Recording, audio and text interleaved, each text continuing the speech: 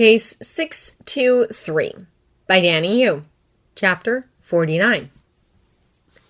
By 3, she learned the dangers of the human attachment she should be above when Agent Forrester's replacement shoots him in front of her.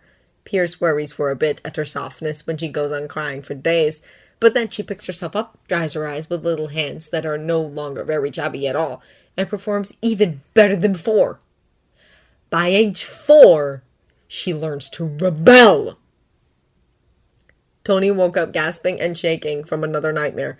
Pictures of Susan O'Neill looped through his head again and again. His whole body was shaking. He was cold down to his core, and he couldn't breathe. He couldn't fucking... The door banged open, and Mickey looked inside, jumped onto the bed. Tony latched onto her like she was a lifeline, fisted his fingers in her fur, and clutched her as closely as he dared. She panted on him, tongue lolling out of her mouth. She was warm and comfortingly heavy when she laid down on him. And slowly, bit by bit, Tony managed to get himself listening to her pulse, feeling her warmth. "Joe," he managed. "The kids." "They are both in their beds in their respective rooms, Anthony," Jocasta said. "Their alarms will ring in 7 minutes and 14 seconds. Their heart rates are normal, as is their respiration. As far as I can tell, neither is experiencing distress of any kind." Tony let out a breath, squeezed his eyes shut, and buried his face in Mickey's mottled fur. "Set up an appointment with Dr. Jeff," he said at last. "I need to get a grip." "Anthony," Jocasta said, pulling him away from his work on the Next Generation Stark phone. "you should see this." "Show me," Tony said, turning away from the plans to look at a currently unused holodisplay. It lit up a moment later and then... "Fuck, Ross! What the hell?" Tony muttered when he saw the headlines running across the bottom of the video. "Secretary of State, how the... What kind of an idiot was Ellis? And how had Tony not known about this before? How had he not figured out some way to prevent it?" On the video, Ross was waving at the assembled reporters with a steely smile.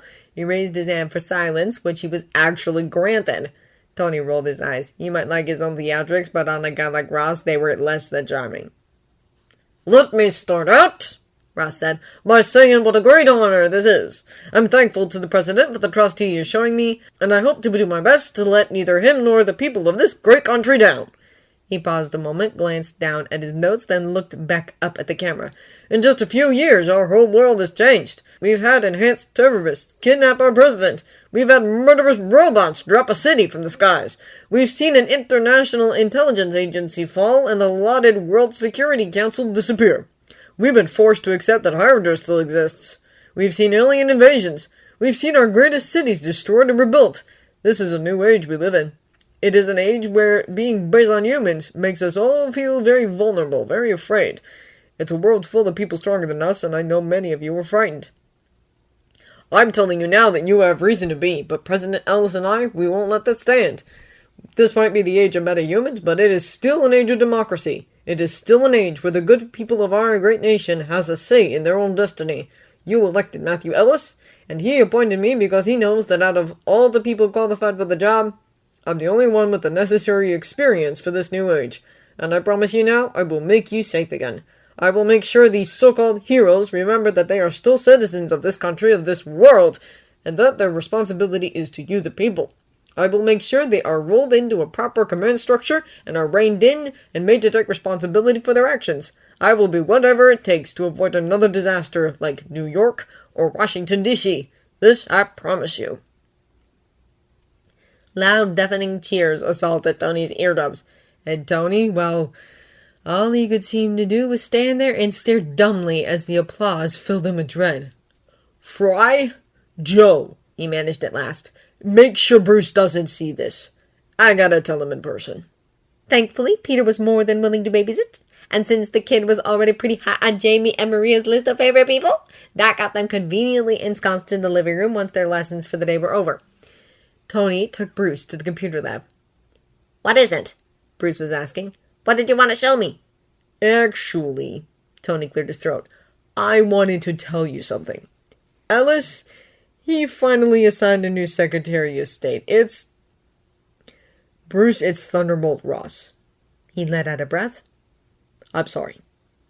Bruce's shoulders hunched up, and for a moment he grimaced, green ripples flashing just beneath his skin. And yeah, okay, maybe they should have really done this in the whole room, but...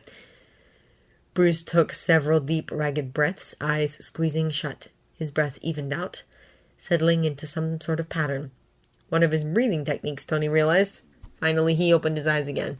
They were a reassuring, dark, clear brown. "Well, that proves it," he said at last. "The president's an idiot." He dropped back in his chair. "I'd say sorry for helping to save his life," Tony said slowly, "but I'm pretty sure that counts as treason or something." Bruce cracked a smile, shoulders slowly unbunching. "I'm guessing Ross is promising a hard line when it comes to metahumans and the enhanced?" he asked. Tony nodded. Finally, Bruce shrugged. "Well, this is going to be annoying as all get up, and I'm definitely going to have to spend some extra time meditating while he's in office. But it's not the end of the world." Tony cocked an eyebrow. Somehow, he thought the reaction would be slightly more extreme than that.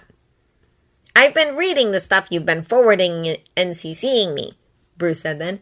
"The things you're working on with the UN representatives for the Accords, well, I'm not going to say it's perfect. It definitely needs work, but it's good. And it's even more important now." Tony frowned. "How so?" "It's our shield from Ross," Bruce said. "As soon as they're ratified and we're signed. Sure, we've promised to work with the UN, but we've also got the UN indirectly protecting us from whatever Ross might want to do.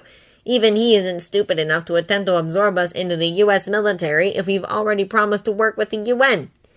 We're going to be much safer and freer with the Accords now than we would be without them. The U.S. might be a hell of a political powerhouse, but even our politicians won't want to have to live with all their allies pissed off at them at the same time, which they would be if America attempted to establish a monopoly, so to speak, on superheroes. I mean, even the promise of the Accords and the knowledge that several Avengers, currently active and reserves alike, are working to develop them should outmuzzle him." "Listen," Tony said, "I've spoken to the man maybe a dozen times long ago. I don't claim to know him nearly as well as you do. But Ross isn't really known for his restraint or his considerate policies. I mean, we're talking about the guy who sent special forces onto a college campus where his daughter worked in an attempt to catch the other guy." Bruce let out a dark chuckle. "Don't get me wrong," he said. "He's a paranoid asshole, and he'll go all the way to the very edge of what he thinks he can get away with. But he's not actually an idiot. He's not going to want to turn all of America's allies against himself if he can help it, not if we don't give him an excuse. And deep down, even if he goes around things in horrible ways, he actually is working to keep America safe, even if his methods are skewed. 10 years ago, that meant attempting to recreate the super soldier serum and shooting up our whole military with it so no one would dare attack us." "I guess you did say he was paranoid," Tony muttered. "Nowadays," Bruce let out a breath, "I can't say I really know him anymore. It's been ages, but I can theorize. And my theory is that with everything that's happened since Iron Man and the other guy first appeared, I think even old Thunderbolt has realized that America's greatest enemies aren't terrestrial. Sure, he'd still like to shoot the whole military up with the serum, or put them all in flying suits of armor, but he is capable of restraint despite popular opinion. He let me go after Harlem. The abomination hasn't seen the light of day since, and he hasn't attempted more of those. He's known exactly where I am for years and hasn't come after me once, officially or unofficially. I think he knows we are the best hope for when the outside threat hits. And trust me, a paranoid bastard like him knows it's going to hit. So he isn't going to deliberately force us on the run if he can help it. He wants us in our best fighting condition. He'd like to control us too, sure, to make sure we can't be used against him and the greater good he wants to protect. But if the rest of the world says he doesn't get to control us, he'll want to be on good terms with someone who can," Tony concluded. "Wants us under someone's control so we aren't loose cannons, but can actually be fired in the right direction." Tony snorted. "It'll be fun seeing him try to play nice with the UN, I suppose." Bruce got to smile at that. "Something like that," he said. "Thing is, Ross is a horrible father. He's misguided and he makes terrible decisions, and most of the time he's a horrible excuse of a human being. I hate his guts. But his motivations at the heart of it are actually not that different from what ours should be." Tony sighed. "It was kind of easier to just straight up hate him," he said. "Oh, keep doing that," Bruce said. "He's probably done about 1,000 things to deserve it, and we still need to keep an eye on him. If any of us go rogue, or if the Accords fall through, he'll see us as threats, and he'll come barreling right after us. and will still be right under his jurisdiction. Tony winced. I'll get Jocasta to start digging up as much dirt on him as she can, he said. It would be nice to have an insurance policy, so to speak, for if he becomes more than we can handle. She won't have an easy time of it, Bruce warned. Ross doesn't hide much, and he has a strange ability to get away with things any other asshole would get court-martialed and thrown in jail for. Yeah, I know, Tony said. A sudden thought struck him, sent ice through his veins all over. St. Brucey, if Ross were to catch wind of 5 unclaimed super soldiers who've been out of commission long enough, they've probably been reported dead a decade ago. Bruce paled at a frightening pace. Absolutely nothing good will happen, he said. If no one will miss them, they're fair game for experimentation, sure. But they'd probably also be a backup plan. If we do something he doesn't like, he'd send them right after us. He paled impossibly. Further. The Hydra soldiers, he concluded. Tony swallowed down the sudden fear. Yeah, those. It was when Tony walked back into the living room and saw Peter goofing off with the kids that his conscience suddenly hit him like a ton of bricks. Maybe it was the constant fear of those Hydra super soldiers that led to the Winter Soldier that led to... Either way, suddenly there was a thought that refused to let him go. How much did this kid know about his parents' deaths? About their lives, even? It always made his chest feel more than a few touches too tight to remember what had happened to the Parkers, and he supposed some part of him had figured Peter already knew. Tony certainly had no wish to talk about it. But if Peter didn't know... Tony had trusted Steve once upon a time, for all that they didn't always get along. He liked to think hearing about his parents' murder from someone he trusted would have hurt less than finding out the way he did. And the contrast was so stark that suddenly it was all he could think about. He cleared his throat, looked at the twins. You have half an hour of TV time and then you're going to bed, he informed them, and if he was a bit curter than normal, it didn't seem to affect them, and how that warmed his heart. Both his kids were ridiculously sensitive, but they both seemed to trust him enough not to let his occasional moods get to them, and he loved them so much it hurt. With some effort, he turned his focus back to Peter. Could I talk to you for a minute, kid? Peter nodded, looking at him with those ridiculously wide, trusting brown eyes. Sure, Mr. Stark, he said, and Tony barely refrained from rolling his eyes. He'd given up on getting a Tony out of Peter weeks ago. Tony forced a smile, threw an arm around Peter's thin shoulders, and led him into the kitchen. Take a seat, he said, letting the kid go and making his way to the fridge. If I did something wrong, Mr. Stark, I swear I didn't mean to, Peter said. Just tell me what it was, and I promise I won't do it again. I'll do better, Mr. Stark, I will. Tony's eyes actually stung at that. That's not what this is about at all, he said, pulling open the door to the fridge. You're doing great, Spiderling. Even better than I thought you would. The kids love you, and Maria is doing so much better with you here. There's nothing you gotta change. Just be yourself. He looked through the fridge for a moment. I'd offer you a Coke, but I think Bruce is taking command of the fridge. We've got water and juice and milk. I think milk will do it. He pulled out a gallon container of milk, found a glass, poured, and put the milk back in the fridge. Fuck, he was stalling, wasn't he? Part of him could kind of sort of understand why Steve might have found it hard to tell him the truth, but honestly, that just made Tony that much more determined not to repeat the mistake. This conversation would never be easy, but Peter would find out one way or another, and quicker was better. And Tony hoped Peter trusted him enough that this was a safe space. Tony sucked in a deep breath and sat down across from Peter, pushing the glass across the table. He took a moment to take in the open, curious look on the kid's face and felt that clenching in his chest again. Better get this over with before he forgot that it really was for the best in the long run. Do you know what your parents did for a living? He asked at long last. Peter brightened. They were scientists, he said. His face fell. Then they died a year and a half ago. They were on a business trip, but some asshole wanted their research and... Tony swallowed and shook his head. At least the news that his parents had been murdered wouldn't come as news to the kid. They were S.H.I.E.L.D., he said at last. Almost distantly, he heard his own voice crack.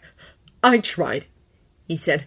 I tried so damn hard to save all of them, but by the time I knew what was going on, your parents were already dead, and... He sucked in a sharp breath. I'm sorry, Pete. I should have done more, and I'm sorry. Peter looked up at him. His throat visibly seemed to contract on a swallow. He blinked once, twice. When his eyes met Tony's again, they were full of unresolved pain, but also more anger than Tony had ever seen in the kid. "Captain America and Black Widow killed my mom and dad?" he asked. Tony bit down a sudden contraction on his own throat, and then, probably driven by whatever parental instincts the twins had brought up in him over the years, he got off his chair, walked around the table, and wrapped Peter up in his arms. "I'm sorry," he said again. "They didn't mean to, and I did everything I could. I wish I could have saved them for you, Pete. They deserve so much more, and so did you. I'm sorry." Peter's arms seemed to have wrapped around Tony's neck almost instinctively, and for all that he was larger and not as familiar, it wasn't so different from Jamie or Maria. "Don't apologize," the kid said, voice breaking halfway through the sentence. "I know what you did for them, all of them. Everyone does, it's not... It wasn't you, I just..." And then a sob broke through his composure, and the familiar sensation of a wet, childish face burying itself in the crook of his neck made Tony's throat close up and his chest hurt. Tony wasn't sure how long they stayed like that. However long, it was probably less than Peter needed, but in the end the kid pulled back and wiped at his eyes before straightening his back and squaring his shoulders. "Thank you for telling me, Mr. Tony.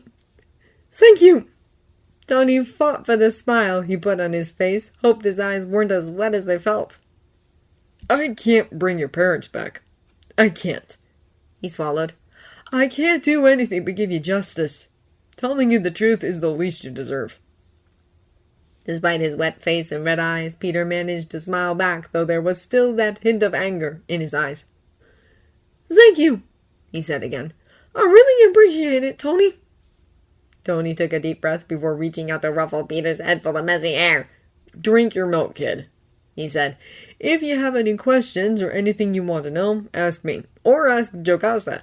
There's a good chance she has more accurate answers, more analytical, and... I was in the heat of it all, and I was awake for longer than any sane person should ever be. So I might not remember everything correctly. But Joe has all the information from the database. He stopped, had to take another breath. "I know it helps. Knowing as much as you can, even if it doesn't change anything. I understand, Pete. I do, believe me." Peter looked at him for long moments, seeming to consider him in an entirely new way. Then he inclined his head. "I believe you," he said. Then he picked up his glass of milk, drained it, and plunged it back onto the table. "I need to... Can I go home for tonight, please? I think I'd like to be with Aunt May for a bit." Tony nodded, reached out, and gave the kid's shoulder a squeeze. "Sure thing," he said. "I'll call you when I need a babysitter, if you still want me to." Peter reached out in return, squeezed Tony's wrist. "Anytime, Mr. Stark," he said, voice still wobbly. "Except for that physics project I've got coming up, which..." "Yeah," Tony agreed. "I remember." He forced another smile. "Take care of yourself. And Pete..." Peter looked up at him, and that raw, haunted look in his eyes still made Tony ache. "I didn't know your parents, or any of them. I won't pretend I did. But I looked them up after." He'd looked all the dead agents up until Dr. Jeff had convinced him to stop it. "I wish I had known them. They were good people, and they did incredible things. And I'm sure they'd be proud of you." Peter managed another minuscule smile. "Thanks, Mr. Stark.